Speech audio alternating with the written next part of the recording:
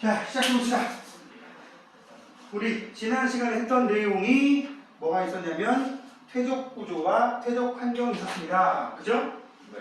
퇴적 구조 얘기 나오면서 퇴적암 얘기도 있었지. 그죠? 퇴적암. 퇴적물이 쌓여서 만들어진 암석을 퇴적암이라고 얘기했고요. 퇴적물들이 주로 그냥 부스러기들이 쌓여서 된 퇴적암을 쇠설성 퇴적암이라고 했고요. 물속에 있던 여러가지 물질들이 화학 반응을 통해서 만들어진 퇴적암을 화학적 퇴적암이라고 했었고, 과거에 살았던 동물과 식물들의 유해가 쌓여서 만들어진 퇴적물들이 쌓여서 만들어지면 유기적 퇴적암이라고 했었습니다. 그지? 네. 이 쇠설성 퇴적암 한 3-4개씩 외우라 그랬어. 여암, 사암, 셰일, 응회암까지 외우시라 그랬고요. 그죠? 화학적 퇴적암으로서는 뭐 있었어? 석회암이 있었고 암염이라는 녀석이 있었습니다. 더 가면 석고까지 알면 좋고요.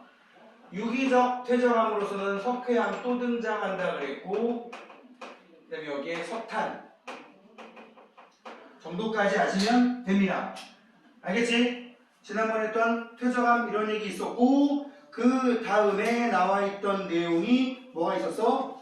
퇴적 구조. 여암이 뭐로, 사암이 뭐로, 셰일이 뭘로 되어 있는지는 기본적으로 알아야 됩니다. 자갈, 모래, 진흙, 응회암은 화산재, 기본이라서 넘어가려고 했는데, 항상 여러분들은 기본을 배신 때리시는 분들이라 이 정도는 당연히 암기했겠지. 그러면 아닌 경우가 허다하더라고요. 그러지 마시기 바라고, 그 다음에 등장했던 게 퇴적 구조라는 거였어요. 그죠? 퇴적 구조에 뭐 등장했었지? 사층리, 저미층리, 연흔, 건열, 이렇게 있었단 말이야. 그래 안 그래? 경사진 모양의 층리, 과거에 바람이 불거나 물이 흐른 흔적. 점이층리는 과거에 깊은 물이었다라고 하는 거, 깊은 물이었다고 하는 거. 연은 얕은 물, 건열은 건조한 지역에 생긴 균열.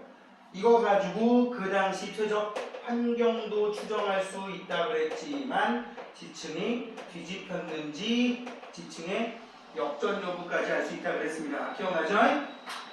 자, 그리고 이제 지난번에 마지막으로 했던 게 퇴적 환경이었어.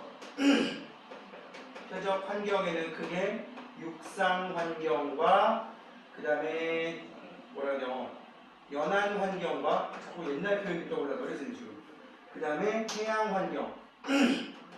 지금도 모르게 자꾸 여기다가 전이 환경이라고 하고 싶은 거야. 전이 환경이라는 말은 옮겨간다, 바뀐다, 그런 의미로 연안이란 뜻이야. 육지에서 만들어진, 육지에 뭐 있었지? 빙하, 하천, 사막 등등등 이런 애들이었고, 연안 환경은 뭐 있었지? 삼각주, 해빈, 강하구에 생긴 퇴적층, 바닷가 모래사장, 그 다음에 사주와 석호까지 지난번에 얘기했었어요. 그죠? 동해안에 있는 호수 얘기했잖아요. 그죠? 그 다음에 해양 환경은 얕은 바다인 대륙 동, 그 다음에 대륙 사면, 경사면, 그 다음에 심해저, 평원, 이런 애들을 우리는 해양 환경이라고 했었단 말이야. 그래 안 그래? 여러분들은 그림도 좀 알아두셔야 됩니다. 그리고 이제 우리나라의 대표적인 몇몇 퇴적암 지역들을 한번 살펴봤었어요. 강원도 태백, 그 다음에 전라북도 부안도 채석강, 그 다음에 경남 고성군 경명리 해안가, 아니면 제주도 수월봉, 화산재가 쌓인 수월봉, 이런 거 훑어봤었단 말이야. 자, 오늘 우리가 할 부분은 어디냐? 지질구조라고 하는 부분입니다. 무슨 구조? 지질구조. 수능 특강 42페이지의 지질구조 보도록 할게요. 지질구조. 앞에 게 퇴적구조라고 돼 있었으면 얘는 지질구조라고 돼 있어. 저거보다 왼쪽에 퇴적 구조보다 규모가 훨씬 큰 거야. 규모가 크다. 그러니까 여기가 어느 부분적으로 나와 있는 퇴적층에 나와 있는 무늬라고 한다면 여기 지질 구조에 등장하는 애들은 스케일이 훨씬 큰 넓은 지역에 걸친 지각 이 힘을 받아 변형된 구조를 지질 구조라고 얘기를 한다고. 그래서 이러한 지질 구조에는 제일 만만한 게 습곡, 그 다음에 지층이 끊어진 단층, 그 다음에 나름 복잡한 상관관계를 갖고 있는 여러 층들이 부정합이라고 하는 세 가지 대표적인 지질 구조가 있습니다. 그죠? 첫 번째 등장한 게 뭐였어? 습곡. 예전에 이게 잘 안 나왔었는데 습곡이라고 하는 건 지층이 휜 거야. 지층이 휘어진 구조. 휘어진 구조. 그럼 생각해봐. 왜 휘어졌을까? 여기 지층이 있으면 지층이 이렇게 휘어진 구조를 습곡이라고 한단 말이야. 원래는 이게 수평으로 평평하게 있었는데 이게 휘었어. 이유가 뭘까? 힘을 받아서 그래. 힘을 받아서 양쪽에서 미는 힘을 받아 버리면 힘을 받아서 이렇게 지층이 휘어버린다고. 이렇게 휜 구조를 습곡이라고 하는데 힘을 받으면 지층이 끊어질 수도 있잖아. 그치? 힘 받으면 띵 하고 끊어질 수도 있잖아. 우리가 그 스타이로폼이라고 되어 있는 납작한 그 두툼한 녀석을 외부에서 힘 가해 띵 하고 부러지지. 그런 것처럼 외부에서 힘을 가해서 부러질 수도 있는데 외부에서 이렇게 양쪽에서 미는 힘이 작용하는 경우를 우리는 횡압력이 작용했다라고 얘기를 하고요. 횡압력을 받으면 지층이 끊어질 수도 있어. 일 있으면 역단층이라고 하는 구조도 만들 수 있는데 어떨 땐 끊어지고 어떨 땐 휘느냐. 지하 깊은 곳에서 비교적 스무스한 좀 온도가 높은 땅덩어리는 휘는 성향이 세고요. 지표랑 가까운 비교적 차가운 땅덩어리는 끊어지는 성향이 더 셉니다. 알겠습니까? 좀 이따 역단층 얘기할 때 이 힘 얘기를 한 번 더 할 거고, 이렇게 아무튼 지층이 휘어진 구조를 습곡이라고 하는데 부드럽게 휘었다는 뜻이야. 휘었어. 그랬을 때 이건 속 구조 가지고 따지는 거야. 속 구조가, 내부 구조가 아래로 볼록하게 되어 있는 이러한 구조를 우리는 향사 구조라고 부르고, 위로 볼록하게 되어 있는 이 부분에 해당하는 구조를 배사 구조라고 합니다. 이 향사 구조를 딱 잘랐을 때 이거를 습곡축 중에서 향사축이라고 하고, 배사에다가 싹 선을 긋는 걸 배사축이라고 합니다. 이거를 이렇게 놓고 이쪽 옆에서 면으로 보는 거야. 면. 쭉 끊었을 때 이쪽에 평면이겠지. 이게 습곡축, 면. 습곡축, 면. 오케이? 그리고 이 습곡축에다가 기울기를 따진 거를 습곡경사라고 불러요. 오케이? 그러니까 습곡을 가지고 만들면 습곡축이 있고 습곡의 경사가 있단 말이야. 그 습곡축에도 방금 얘기했듯이 배사축과 향사축이라는 게 있는데, 일반적으로 이 축은 수직일 수도 있고 또는 기울어 있을 수도 있어. 그래? 안 그래? 이 습곡축이 수직이면 여기 봐. 수평면에 대해서 습곡축이 수직으로 돼 있으면, 이 경우 둘 다 수직이지. 이러한 습곡을 정습곡이라고 부르고요. 이렇게 생긴 습곡이 정습곡이라고 하면 되겠고, 습곡축이 수평면에 대해서 기울어 있는 경우 있어. 기울어 있는 경우. 그러니까 습곡 자체 이렇게 되는 거야. 그치? 이렇게 되어 있으면, 기울어 있으면 이런 습곡을 경사습곡이라고 부릅니다. 뭐라고 부른다고? 경사습곡. 정습곡보다는 아마도 힘을 좀 더 받았겠지. 그러다가 지층이 너무 휘어가지고 습곡축이 거의 누워있다시피 해버리면, 습곡축이 막 이렇게 누워있다시피 해버리면 완전 누워있는 습곡을 횡와습곡이라고 부른다고. 뭐라고 부른다고? 횡와습곡. 일반적으로 습곡축 면이 이루는 각이 30도 이하면 횡화습곡이라고 보는데, 횡화습곡은 중간중간에 역전된 구조가 나타난다고. 여기 뭐 따로 그리면 이렇게 있다 보면은 습곡이 이렇게 있을 거 아니야. 이런 데 같은 경우 서로 뒤집혔잖아, 그지? 1번층, 2번층. 근데 여기 1번층, 2번층, 2번층. 그지? 여기도 3번층. 지금 오래된 애가 위에가 있지? 이런 거 같은 경우는 습곡이 중간에 순서상으로 뒤집힌 구조가 나타나게 되는데, 그럴 때를 우리는 횡와습곡이라고 하고 힘을 제일 많이 받았겠지. 그지? 요 정도 하시면 된다고요. 자, 책을 볼까요? 줄 한번 쫙 볼게요. 습곡, 읽어봐. 비교적 온도가 높은 지하 깊은 곳. 그 다음에 횡압력. 그래서 가장 많이 휘어진 부분을 부진하면 습곡축. 그다음에 양쪽을 날개, 위로 볼록하게 휘어진 부분을 배사, 아래로 오목하게 휘어진 부분을 향사라고 부르고, 고도가 일정한, 여기서도 줄거봐. 이 말이 조금 어려운데, 고도가 일정한 지역에서 지표면에 노출된 지층의 연령은 배사축으로 갈수록 점점 나이가 많아지고, 향사축으로 갈수록 나이가 점점 어려진다. 이거 무슨 말인지 알겠어? 이 말이 좀 어려우니까 여기다 다시 한번 그려볼게. 이게 문제로 되게 잘 나오는 건데, 보고 나면 아하, 뭐 당연한 거 아니야? 라고 생각할 수도 있는데, 봐봐. 일단 선생님이 여기다가 지우고 정습곡을 하나 그릴 겁니다. 그리고 그 문장을 선생님이 해석을 해줄 텐데, 이거 잘 봐봐. 한 번만 보고 나면 아주 당연하다는 건데, 이 당연하다는 거를 처음에 생각을 잘 못해. 뭔 소리야? 이런 말 쓴다고. 근데 내가 학생이라도 그럴 것 같아요. 여기 봐봐.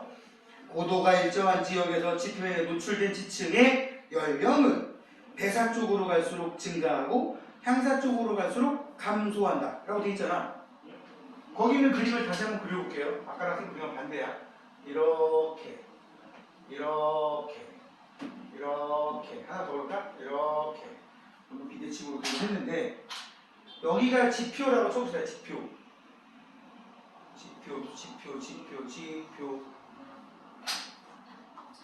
여기가 배사지. 그치? 네. 여기가 향사지. 자, 보세요. 지표에 노출된 한 지점을 딱 찍었어. 응? 찍었어? 찍고 나서 여기다가 나이를 매겨볼게. 얘는 생긴 지 1년밖에 안 된, 얘 2년 된, 얘는 3년 된, 얘는 4년 된. 그치? 여기도 얘가 4년 된, 3년 된, 2년 된, 1년 된, 여기 빵살. 사실은 그냥 지표인데 그냥 위에다가 가상으로 하나 만들어봤어요. 이렇게 해놓고 나면 여기를 지표에 노출된 한 지점에서 대사 쪽으로 쭉쭉쭉쭉쭉 가면 나이가 몇 살이 돼요? 2살이지. 여기서 이쪽으로 가면 몇 살이야? 빵살이지? 빵살? 네. 그래서 이쪽으로 갈수록 나이 많아진다고 그 얘기야. 다시 볼게. 고도가 일정한 지역에서 지표면에 노출된 이 지층의 연령은 배사 쪽으로 갈수록 나이가 많아지고 향사 쪽으로 갈수록 나이가 어려진다고. 더 애매하면 완전 지표 말고 한 좀 깊이 여기 좀 찍어봐. 여기서 일로 가면 뭐야? 2살, 3살, 4살이 되지. 여기는 몇 살이야? 여기쯤이면 2살인데 1살로 바뀌잖아. 그래서 향사 쪽으로 갈수록 나이가 어려지고 배사 쪽으로 갈수록 나이가 많아진다는 게 이걸 의미하는 거라고. 이해가요? 네. 별거 아니지? 네. 여기 점 하나 찍으면 또 0쪽으로 가버리면 그냥 나와. 4, 3, 2, 1 계속. 됐죠? 네. 이런 습곡에는 선생님 알아듣겠어? 이런 습곡에는 습곡축면이 수평면에 대해서 거의 수직인 정습곡, 여태까지 본 거지? 기울어진 경사습곡, 수평으로 두은 횡화습곡이 있다. 횡화습곡에다가 쓰세요. 지층의 역전 구조가 나타난다. 무슨 구조? 역전 구조. 별거 없어. 뒤집힌, 시간 순서가 뒤집힌 층이 중간에 끼어 있다 라는 뜻이고요. 자, 이제 단층으로 갑시다. 단층은 말 그대로 지층이 끊어졌다는 뜻입니다. 뭐라고요?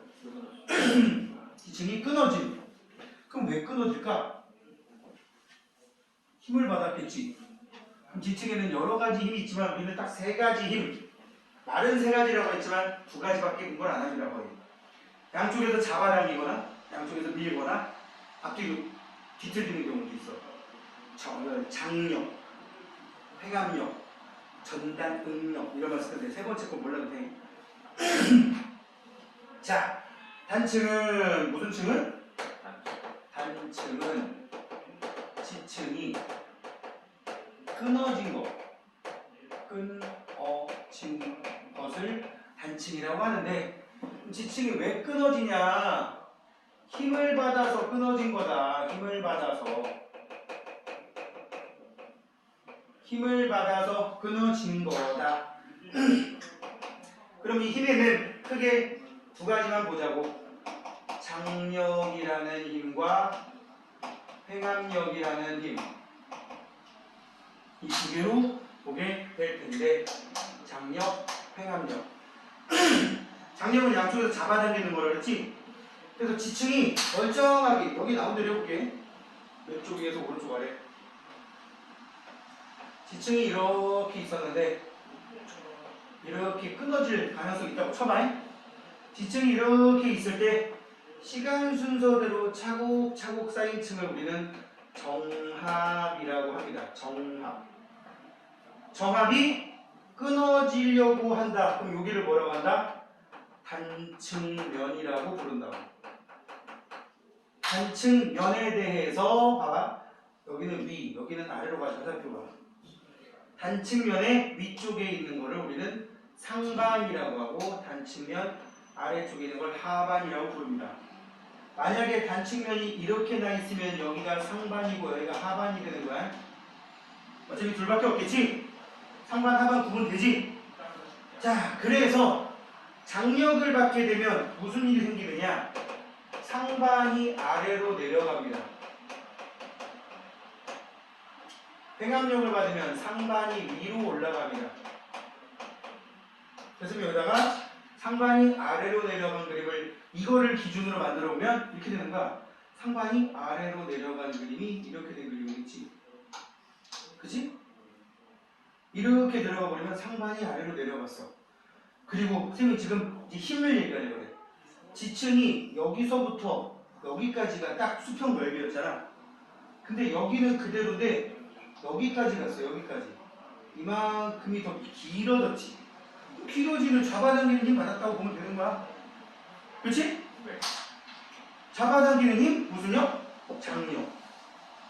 잡아당기는 힘 장력. 그래서 양쪽에서 잡아당겨 버리면 이런 식으로 정단층이 만들어지는 거야. 정단층. 그래서 상반이 내려갔어. 이해하지? 그러면 횡압력이라고 하는 건 뭐냐? 횡압력. 가로 횡 누른다 뜻이야. 가로로 누른다. 여기 있던 녀석을 가로로 눌러버리면 여기까지 있던 걸 눌러버리면 무슨 일이 생길까? 이쪽에 있던 요 상반이 위로 올라가서 쓱 이렇게 만들어진다고. 그지? 네. 상반이 이만큼 올라갔단 말이야. 그래서 상반이 올라갔네. 그치? 봐봐. 여기까지 있던 경계가 여기까지 들어가 버렸잖아. 따라서 이 간격이 좁아졌죠? 네. 좁아졌다는 얘기는 양쪽에서 눌렀다는 뜻이 돼버리는 거라서 횡압력이 되면 상반이 위로 올라가는구나. 이건 폭이 좁아진다고. 이 얘기는 잘 언급을 안 하니? 얘는 폭이 넓어져요. 이해가지? 네. 이 땅 전체의 폭이 넓어지면 잡아당기고 좁아지면 민 거라고, 누른 거라고, 그죠? 이렇게 해서 만들어진 게 단층인데, 선생님 지금 주향이동 단층은 그냥 말만 하고 넘어갈 거야. 보세요. 암석이 깨져서 생긴 면을 경계로 양쪽의 암석이 상대적으로 이동하여 서로 어긋나 있는 지질 구조, 이걸 단층이라고 하고요. 단층은 대체로 습곡이 일어나는 깊이보다 줄거, 습곡이 일어나는 깊이보다 얕은 지표에서 형성된다. 그래서 위에를 상반, 아래를 하반이라고 하고요. 장력받은 정단층, 횡압력받은 역단층, 수평으로 어긋나는 힘을 받으면 수평단층이라고 하는데, 가장 대표적인 수평단층이 주향 이동단층과 또 하나는 변환단층이라는 게 있습니다. 뭐 그림으로 그게 크게 구분 안 하지만, 얘는 상반 하반 구분이 일단 없잖아. 소랑 그지? 네. 그렇게 알아놓으시면 되겠고요. 지금 수특에 보면 지구라는 말과 지루라는 말이 나와. 지구, 지루. 푹 꺼진, 지자는 땅지자고, 이거 얼스란 뜻 아니야? 뭐 구덩이, 지루는 땅에서 높은 마루란 뜻이야. 응? 그래서 굳이 얘기하면은 여기 뭐라 해요? 지금 나름 정단층 하나를 그려볼게. 정단층으로 만들어진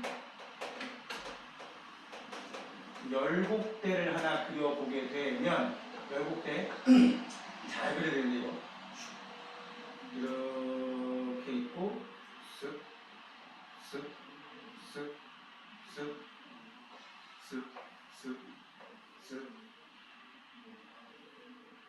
지금 무슨 그림인지 알겠냐 이거? 이렇게 돼가지고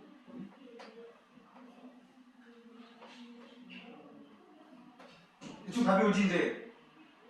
잘 그린 거야 정도면. 원래 이렇게 있던 지층이 가운데가 푹 내려간 거야. 네. 이게 다시 네. 얘가 푹 꺼진 거야. 그러니까 여기 양쪽은 높고 여기 이렇게 된다. 이렇게. 양쪽은 높고 여기는 푹 꺼진 거야. 그죠? 네. 이렇게 됐을 때 이렇게 정단층 양쪽에서 잡아당기는 힘을 받아서 푹 꺼지고, 그리고 상반이라고 하는 녀석이 푹 밑으로 꺼진 정단층이지 분명히. 네. 그랬을 때 이렇게 푹 꺼져 있는 요 빨간색 부분을, 주변 대비해서 푹 밑으로 꺼진 부분을 지구라고 하고, 이렇게 주변보다 높은 지역 있지, 높은 지역. 네. 여기를 높은 마루할 때 붙여서 지루라고 부른다고. 알겠지? 네. 그러니까 단층 생겨서 위로 솟구치면 거기를 지루, 밑으로 푹 꺼지면 지구라고 부른다고. 그러니까 예를 들어서 정단층에서 밑으로 푹 꺼진 얘가 지구, 얘가 지루겠지. 이해해요? 그 정도 보시면 되겠고요. 이 말 잘 안 쓰는데 수특에 있으니까 선생님이 얘기를 하는 거야. 되냐? 네. 지질 구조에서는 제일 중요한 게 습곡, 단층, 그 다음에 부정하려고. 사실은 전리는 별로 안 중요하거든. 근데 여기 전리까지 있으니까 우리 전리도 해봅시다. 전리. 이쪽이야. 43쪽. 페이지 43. 전리. 응? 전리. 마디절자에 분리되어 있다는 뜻이야. 지층이나 암석에 틈이 생기고 틈이 벌어진 거, 그런 구조를 전리라고 부릅니다. 오케이? 무식하게 얘기하면 돌에 근감한 거 다 전리라고 부른다고. 근데 돌이라고 하기 좀 사이즈가 큰 거. 응? 자, 보시면은요, 전리는 크게 여러분들이 배우는 전리는 주상전리라는 것과 한상전리라고 나오는데, 아마 답은 이거 두 개로 나올 건데, 선생님 여기다가 플러스 알파 보너스 수직전리, 또 뭐 있을까? 방상전리? 얘기만 해줄게. 아무것도 거기 써놓는 거야. 주상전리는 거대한 바위에 금이가 있어. 틈이 벌어져 있어. 그게 무슨 모양이야? 기둥 모양이라는 뜻이야. 무슨 모양? 기둥주자의 모양상자. 거기 지금 그림 봐봐. 이게 지금 뭐냐면 용암이 굳어서 만들어진 땅을 위에서 내려다본 거야. 응? 저기 제주도 가가지고 바닷가에 가보면 그 막 투명한 맑은 바닷물, 하얀색 모래밭도 있지만 그 옆에 용암들이 이렇게 군데군데 굳어있는 바위들이 보입니다. 그 바위들 위에서 보면 이렇게 틈이 벌어져 있어요. 중간중간에 폭폭 이렇게 파여있어. 그것들이 나중에 풍화작용 받아가지고 되게 깊게 파여버리고 노출되면 기둥 모양으로 보인단 말이야. 자 보세요. 마그마나 용암이 식어서 굳으면서 수축할 때, 그지? 네. 거기서 굳으면서 굳으면서 수축할 때 만들어지는 게 밑에 그림 3개 중에 첫 번째 그림인 주상절리라고 부르고요. 무슨 절리? 거기 보면 화산암의 내부가, 여기서 화산암이라는 건 용암이라는 뜻이야. 거기 주상절리 그 육각형 그림 밑에 바로 밑에 화산암의 내부가 다각형으로 갈라진다고 돼 있지. 네. 그 위에서 내려보면 여기 중간중간에 쪽쪽쪽쪽 이렇게 막 갈라져서 벌집처럼, 그게 나중에 노출되면 옆에서 봤을 때 기둥 모양이 된다는 뜻이야. 알았습니까? 네. 밑에 사진에 그 페이지 딱 중간에 주상절리 사진 나오죠? 흑백으로. 네. 그럼 찾았어? 네. 어디? 찍어봐. 그게 제주도 남부지방 쪽에 서귀포 쪽에 정방폭포라고 있거든. 바다로 떨어지는 폭포.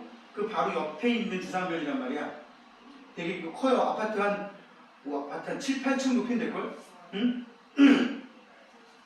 반면에 다시 위로 올라가서 그림 3개 중에 가운데 거 심성암의 내부 압력이라고 써있지. 네. 심성암은 뭐냐면 지하 깊은 곳에서 마그마가 지표까지 분출을 못하고 지하 깊은 곳에서 굳은 거야. 굳어서 주로 화강암이 많이 됩니다. 북한산 유수봉 같은 화강암이 지금 이 땅속 깊이가 얕으면 한 5km, 깊으면 한 10km 이상 되는 더 깊은 데도 있어. 그 속에 굳어 있어. 굳어 있고, 잘 봐봐. 땅 속에, 그러니까 주상절리 얘기를 했고, 지표면이 이렇게 있는데 땅 속에서 용암이 이렇게 굳었단 말이야.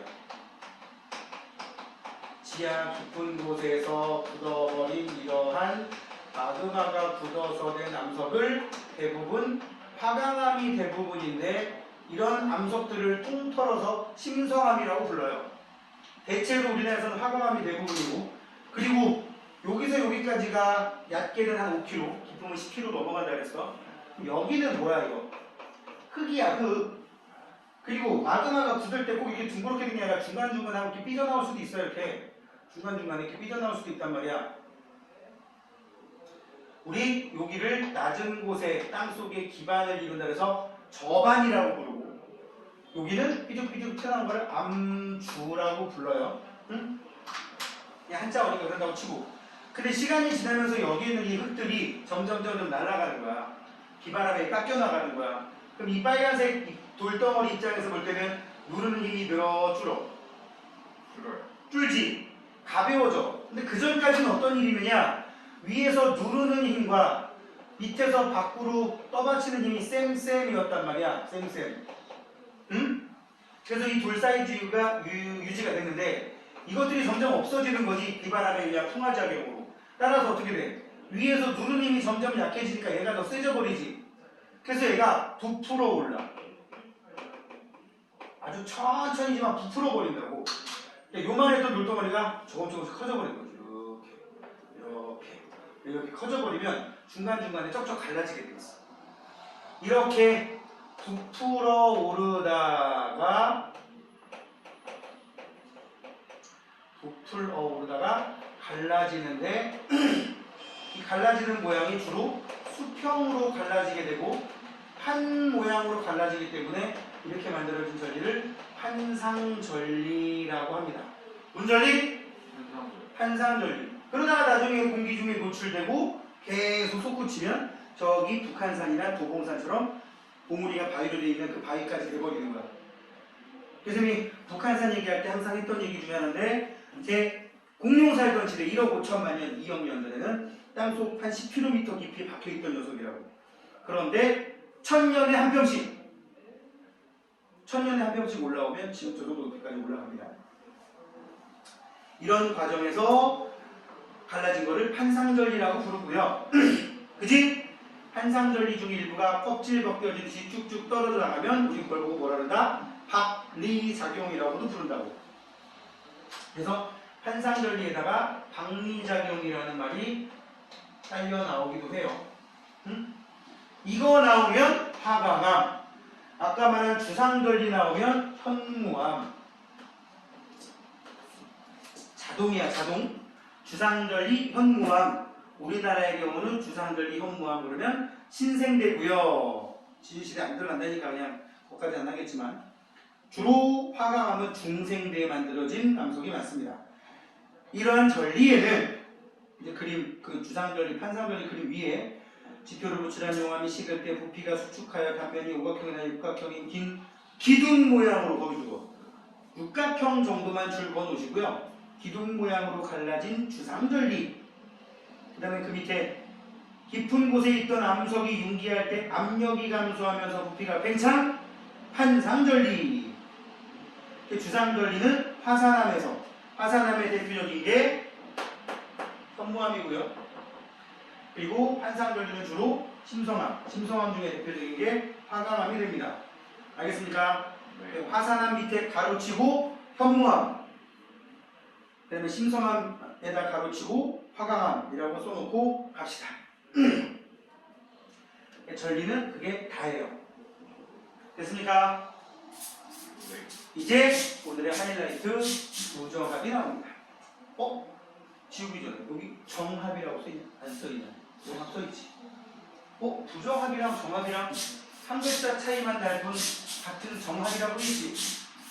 근데 눈치 빠른 친구들, 그럼 부정합은 정합이 아니라는 뜻인가요? 빙고! 정합이 아니라는 뜻이야.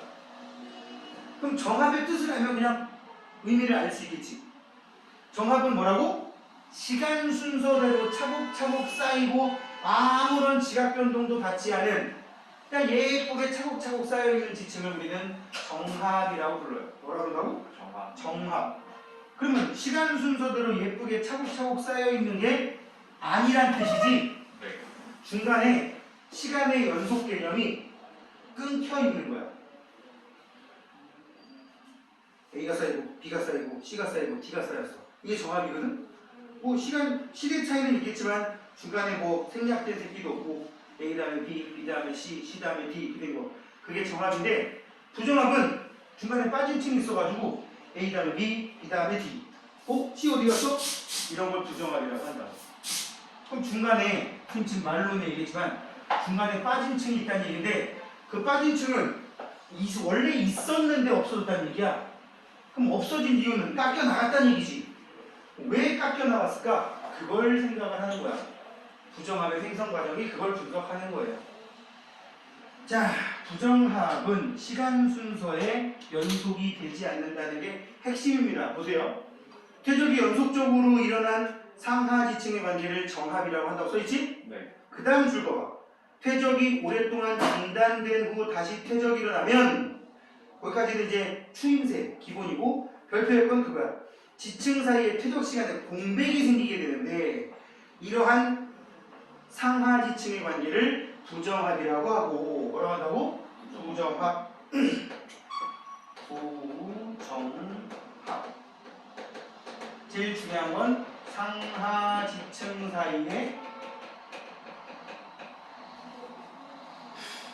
상하지층 사이의 공백. 이게 제일 중요합니다. 그나마 좀 쉬운 말로 하면 빠진 지층이 있다는 얘기지. 빠진 층이 존재한다는 거. 그지? 네. 그럼 빠졌는지 어떻게 알아? 여감 쌓이고 사암 쌓이고 시일이 쌓였는데 여기 쏠게. 여감이 쌓이고 그 위에 사암이 쌓이고 셰일이 쌓였는데 셰일하고 사암 사이가 예를 들어 부정합인 것 같아. 뭘 가지고 저걸 알아내? 방법은 여러 개 있어. 이 셰일층의 밑에 있는 여기 얘하고 그 사이에 있는 예전에 있었던 녀석의 부스러기가 좀 존재할 수도 있고 이제 그런 건 이제 기저감이라고 하는데 사실은 그냥 꾸불꾸불하게 부정합을 주는 경우가 대부분이라서 저걸로 찾으면 되거든? 근데 저거 말고 이 부정합으로 추정되는 그 위층에 과거에 있었던 암석의 부스러기가 좀 남아있어. 이거를 기저여감이라고 해. 기저이 된다. 기저역암. 기저라는 건 표면에서 봤을 때 그 밑에 그 기저라는 건 밑바닥에 큼직큼직한 부스러기가 쌓여있다는 뜻이야. 이걸로 파악을 하던가 사실은 이것보다 더 중요한 게 있어. 무엇보다도 이 정도 용어는 알지? First of all, 무엇보다 중요한 건 뭐냐면 주변 지역과 비교하는 거야. 주변 지역과 비교. 그러니까 예를 들어서 A층에서 이런 지층이 쌓였는데 여기가 부정합인 것 같다. 그럼 요 인근에 있는 근처에 있는 B 지역의 지층, C 지역의 지층, D 지역의 지층을 봤더니 전부 다 여감 다음에 사암 다음에 응회암 다음에 셰일이야. 근데 이 새끼만 없는 거야. 그럼 부정합일 거야. 대체로 뭐야? 주변 지역과 비교를 했을 때 빠졌다는 거를 어떻게 알아? 있으면 정상, 없으면 부정합. 이게 일단 원칙이에요. 알겠지? 그러면 도대체 여기 중간에 있던 이 응회암층은 왜 사라졌을까?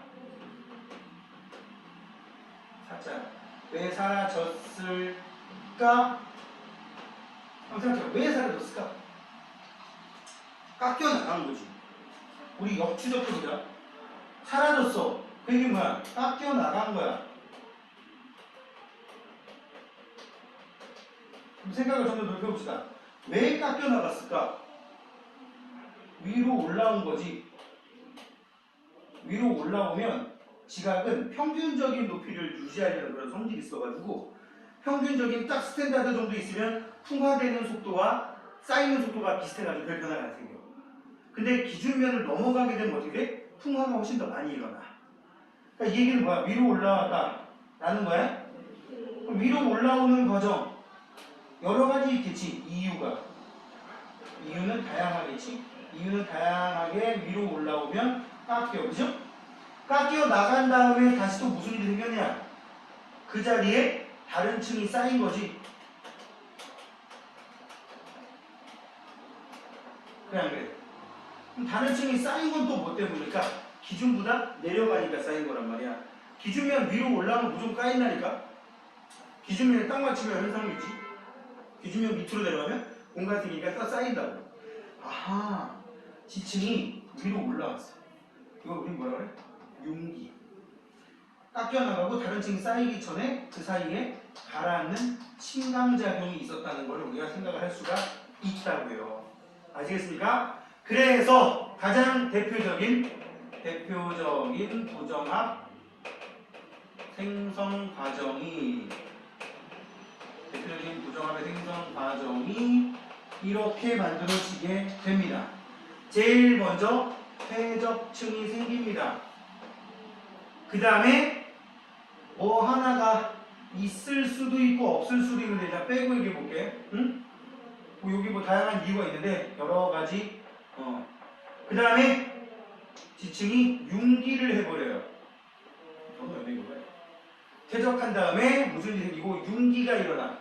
융기가 솟구친다는 뜻이야. 솟구치면 무슨 일이 일어난다? 침식이 일어난다고. 깎인다고. 그리고 나서 끝날 게 아니라 얘가 밑으로 가라앉는 침강작용이 생기면 다시 무슨 일이 생긴다? 거기에 새로운 물질이 퇴적된다고. 그래서 부정합 생성 과정에 가장 흔한 게 따라해봐. 퇴적, 융기, 침식, 침강, 퇴적. 여기까지는 모든 부정합에서 기본적으로 일어나는 건데 몇몇 부정합들은 이 부정합 밑에 꾸불꾸불꾸불한 거 밑에 이렇게 지층이 경사 있는 경우도 있어. 그지? 이런 경우는 나 밑에 층이 이렇게 휘어가는 과정도 포함될 수 있다. 그래서 여기에 습곡이 써 있기도 해. 이 색깔 집어넣으면 중요해 보이니까. 습곡은 있어도 되고 없어도 돼요. 그리고 침식, 침강, 퇴적. 그리고 이게 어느 지역의 지표에 노출되려면 노출이 되려면 당연히 또 융기를 해야겠지. 그래서 물 밖으로 드러나야 돼. 쌤이 지층 나갈 때 제일 중요하게 생각했던 거. 퇴적은 늘 어디서 일어난다 그랬지, 서연아? 무조건 물 속에서 일어난다 그랬어. 그치? 그럼 여기도 물 속에서 일어난 거야. 근데 지금 이게 지표에 노출돼 있대. 문제가 써있단 말이야. 다음은 어느 지역의 지층의 단면도이다. 자, 어느 지역이 뭐 해저 3000m이면 그 밑바닥 단면도겠어? 니네 집 뒷산 중턱 깎은 거, 북한산 중턱 깎은 거 이런 거란 말이야. 해안가에 있는 절벽들 다 물 밖에 있는 거라고. 내가 이걸 강조하는 이유, 부정합 생성 과정에서 분명히 융기가 한 번은 무조건 나오지. 문제의 어느 지역의 단면에 그러면 이거 무조건 하나 더 있다는 걸 의미하는 거야. 그래서 융기 횟수를 물어보는 경우가 선지에 자주 나온다. 본 적 있지? 이 지역은 최소한 2번은 융기야. 최소 2회의 융기가 있었다. 그럼 맞아 틀려? 맞는 거지. 부정합이 하나 있고 그게 어느 지역의 단면도래. 그럼 최소 부정합 2번은 있었다네. 융기 2번은 있었다는 얘기야. 부정합이 단면도에 2번 있어. 근데 이게 어느 지역이래. 그럼 최소한 3번 융기를 했다는 얘기지. 또랑 알아듣냐? 이거 선지 엄청 잘 나온다고. 자 보세요. 부정합 퇴적이 연속적으로 일어난 거 됐고요. 공백까지 얘기했지? 그래서 부정합의 형성 과정에 여기도 습곡이 빠져 있잖아.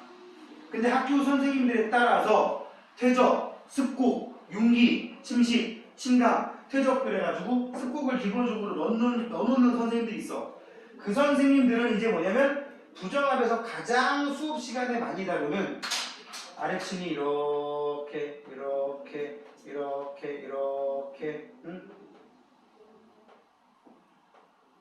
이렇게 돼 있고 꾸불꾸불하고 부스러기가 있고 뭐가 이렇게 쌓여 있는 이러한 부정합을 선생님들이 제일 많이 다뤄서 그래. 이런 부정합을 부정하면 아래가 이렇게 기울어져 있지? 그래서 경사부정합이라고 합니다. 이 경사부정합은 선생님들이 수업 때 제일 많이 그리는 그림이라서 그냥 대놓고 퇴적, 습곡, 융기, 침식, 침강 그리고 퇴적 이렇게 따진다고. 만약에 이 밑에가 이게 아니고 진짜 부정하면 이렇게 있는데 수평, 쓱 이러면 이거는 습곡이 없는 거니까 그때는 이걸 빼고 얘기해야지. 이럴 때는 무슨 부정합이라고 할까? 부정하면 아래가 평행이라 해서 평행부정합이라고 합니다. 알았습니까? 바로 뒤에 나옵니다. 이런 부정합의 종류에는 첫 번째 평행부정합, 그지? 네. 부정하면의 경계로 상하지층이 달아난 평행부정합, 상하지층에 경사가 져있는 경사부정합, 그 다음에 부정하면 하부에 심성함이나 변성함이 분포하는 세 번째 그림 보면 더하기 표시되어 있는 여기 심성함이라고 하는 게 공기 중에 노출이 됐나 보지? 깎여 나가는 꾸불꾸불한 그림에 의해서 잘려있어 안 잘려있어? 약간 잘려있지? 네. 이렇게 돼 있으면 이걸 난정합이라고 합니다. 뭐라고 한다고? 난정합보다 시간 간격이 제일 크다는 말도 써있죠? 난정합은 다른 부정합에 비해 만들어질 때 더 오랜 시간이 걸리는 경향이 있으며 상하지층 사이의 시간 간격이 그래서 엄청 크다. 자, 난정합은 결국 뭐냐면 땅속에서 굳어진 마그마가 지표에 노출돼서 깎인 상태로 가라앉은 다음에 물속에 가라앉은 다음에 또 다른 층이 쌓인 게 난정합이야. 잘 봐. 북한산 인수봉 내가 1억 5천만 년 2억 년 전에 땅속에 있었다 그랬지. 저게 지금 공기 중에 노출돼 있지. 지금 막 깎이는 중이지. 공기 중에 노출돼서 계속 깎이는 중이야.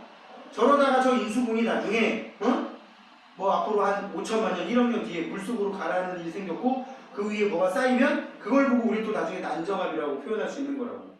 이거 봐. 북한산 인수봉 1억 5천만 년 2억 년 전에 땅속에 굳어서 앞으로 한 5천만 년 1억 년 지나야지 난정합 될까 말까 그랬지, 그지? 벌써 이거면 다 3억 년이 넘잖아. 얘도 지금 난정합이 만들어지는 중이야. 북한산도. 알았어요? 네. 후손들이 그걸 보고 난정합이라고 할지 어떤 용어 쓸지는 모르지만 알았니? 네. 그래 놓고 하나 더. 지금 여기서 여기 얘기를 하나 빼먹었는데 이렇게 지층이 융기하거나 침강하는 거는 땅덩어리를 지괴라고 하는데 지괴의 융기, 침강이 일어나는 이러한 운동을 우리는 조류운동이라고 합니다. 무슨 운동? 조류운동. 그렇게 해봐. 써. 부정합이 생기는 과정은 무조건 융기하고 침강이 들어가잖아. 무조건. 따라서 여기에는 조류운동이라는 게 무조건 동반되는구나. 무슨 운동? 융기 침강이 조류운동이라고 그냥 쓰라고 그렇게 하는 게 아니라 부정합의 융기 침강 거기 왼쪽에 개념 체크에 조류운동 조사운동 써있지? 네. 여기 봐. 조류운동은 이거야. 땅덩어리가 올라가고 내려오고 융기 침강이 조류운동이고 조산운동은 이게 조산운동이야. 그래서 산이 만들어진다. 산 또는 산맥이 만들어준 걸 조산운동. 땅덩어리가 통으로 올라가는 융기, 통으로 내려오는 침강이 조류운동. 조류운동이 일어나면은 부정합 생기는 과정이 분명히 들어가겠지? 조산운동은 이제 습속 만들어지면서 조산운동이 생기는 경우가 많다고. 그래서 우리 판구조론 판을 경계할 때도 습곡산맥 얘기했었잖아요. 네. 그죠? 습곡산맥이 만들어지는 과정이 또는 역단층 습곡이 만들어지는 과정이 조산운동이고 조류운동은 그거랑 좀 다른 평형을 맞추려는 운동이라고 친단 말이에요. 알겠습니까? 네. 구분 확실히 하시기 바라고요. 그 다음에 관입과 포획으로 가봅시다. 관입과 포획. 관입은 끼어들었다.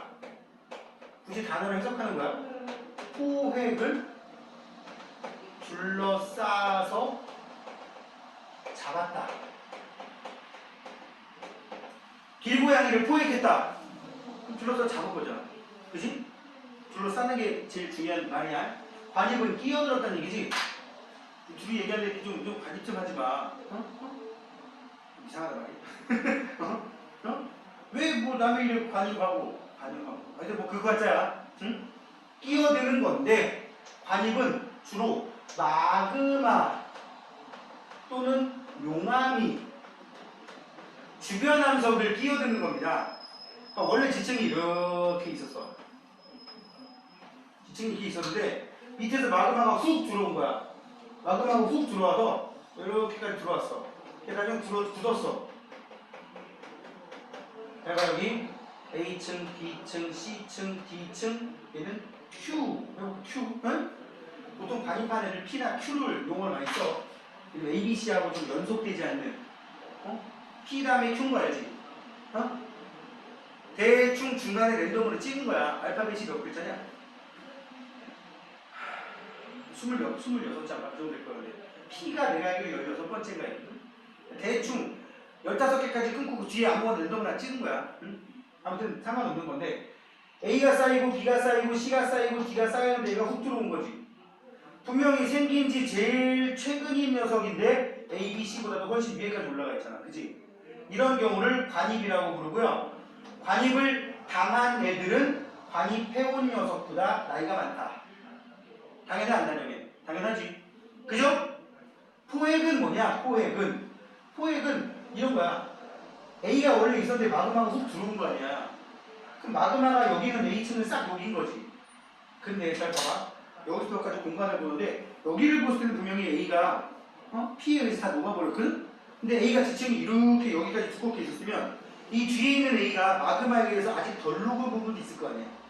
그러니까 마그마가 녹이고 싶었는데 그새 식어버려서 다 못 녹인 경우도 있어. 만약에 거기를 내가 단면을 잘라버리면 여기에 A의 부스러기가 들어있을 수도 있지. 여기도 B의 부스러기나 뭐 C의 부스러기가 들어가 있을 수도 있지.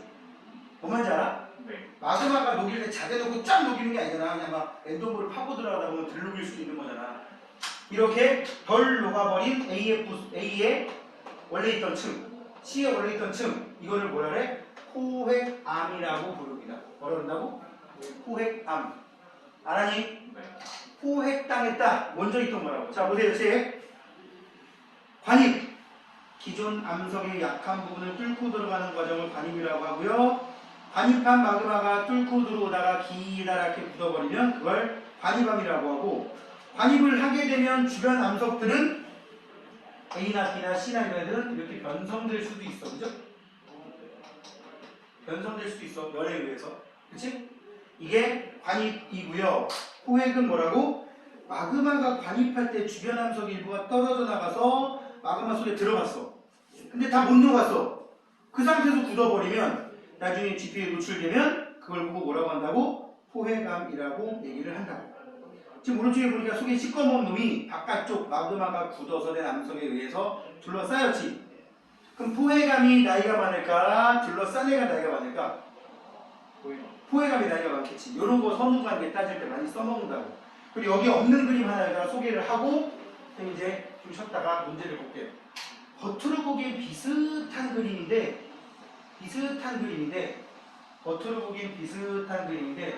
어떤 차이가 있는지 한번 봐봐. 어떤 창에는 봐봐. 쓱, 쓱, 쓱, 쓱, 쓱, 쓱. 아직까지 똑같아, 그지? 응? 네. 그런데 아직까지 똑같아. 자, 아직까지 똑같아. 아직까지 똑같은데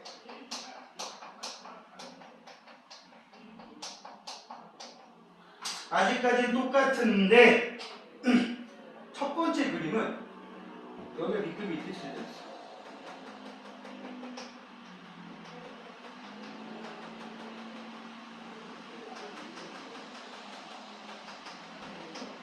근데 얘는 금이 여기만 칠려진 거야. 그리고 여기 이런 부스러기가 이렇게 있어. 이 녀석의 부스러기야. 응?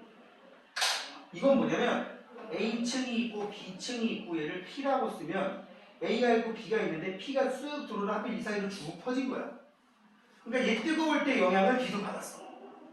그럼 선후 관계를 따지면 A가 있고 B가 있는데 P가 훅 들어온 거지. 선후 관계 이렇게 되지. 그러면 봐봐. 여기 위쪽에는 B의 포회감이 있어도 이상할 게 없지.